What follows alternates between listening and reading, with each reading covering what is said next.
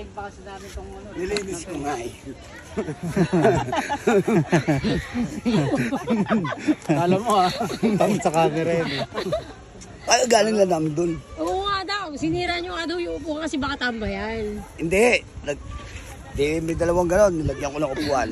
Kinano ko yung buhangin. Tapos binalik naman namin. Binalik ulit yung ano. Kasi tisilipin nila baka kasi pag mag-rip-rap, hindi namin papatamaan yung kawayan, sayang. Papaiwas namin sa kawayan. Oo, pwede. Sayang din naman. Pwede naman talaga. Silipin namin. Saka kung kayang palagyan ng ano, yung kalsada, para makapasok ng sasakyan. Kaya yan.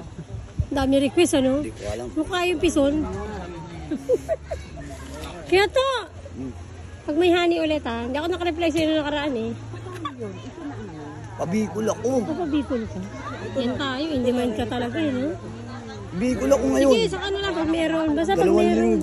Dalawang buwan ako ron. Ay, talaga. Gagawin ako sa bahay ron. Oh, ayos ah. May kain ako. Sige, Hindi ako basta. ano eh. Pag di ka busy ah.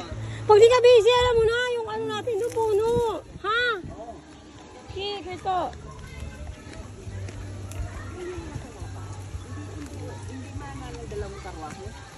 Dadaanan mo yung dalawang karwahe.